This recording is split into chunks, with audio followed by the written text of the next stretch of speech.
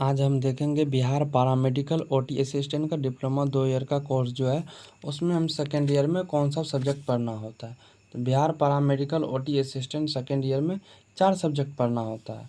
तो पहला क्या है, तो जनरल नर्सिंग पढ़ना होता है, दूसरा मेडिसिन के बारे में पढ़ना होता है, तीसरा सब्जेक्ट में एनेस्थीसिया, चौथा सर्जरी पढ़ना है। हम एक एक करके बारे में सबके बारे में समझेंगे कि उसमें क्या पढ़ना होता है।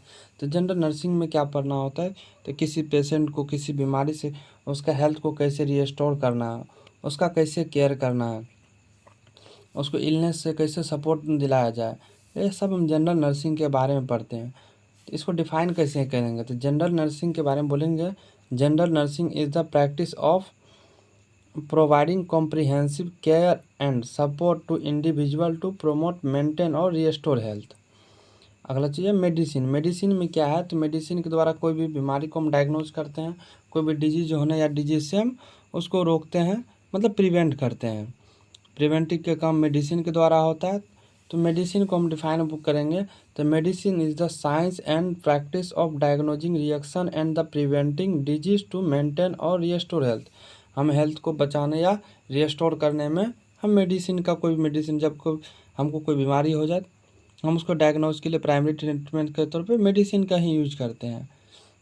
अगला सब्जेक्ट है एनेस्थीसिया। एनेस्थीसिया में क्या पढ़ते हैं कि हमको अगर कोई भी सर्जरी के दौरान एनेस्थीसिया का यूज कर किया जाता है। एनेस्थीसिया से क्या होता है, पेन रिलीफ होता है, हमको दर्द का पता नहीं चलता है। और किसी भी पार्ट का सर्जरी करना है तो सर्जरी में एनेस्थीसिया का यूज करके वहाँ का सेंसेशन ख़त्म कर दिया जाता है, जिससे हमारे नर्व के द्वारा सिग्नल ब्रेन तक नहीं आता और हमको दर्द का पता नहीं चलता है। अगर आपको वीडियो अच्छा लगे तो आप बताइएगा, हम एनेस्थीसिया के बारे में पूरा पढ़ाएंगे। एनेस्थीसिया कितने प्रकार के हैं, टाइप ऑफ एनेस्थीसिया, और किस एनेस्थीसिया से कौन सा बॉडी पार्ट एनेस्थेटिक होता है, हम एक दिशा से पढ़ाने का कोशिश करेंगे। तो एनेस्थीसिया के बारे में अगर किसी को बताएंगे या डिफाइन करेंगे तो बोलेंगे anaesthesia is the medical practice of the using drugs to prevent pain and sensation during surgery of other medical procedure.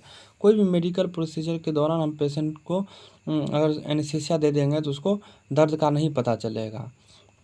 कोई भी सर्जरी या बॉडी पार्ट का कोई भी अंग में अगर हम स्टिच ही दे रहे हैं, सिलाई कर रहे हैं, तो उसमें क्या है, तो एनेस्थीसिया अगर दे देंगे तो उसको दर्द का पता नहीं चलेगा, पेशेंट बिना दर्द के आराम से हमको स्टिच करने देगा।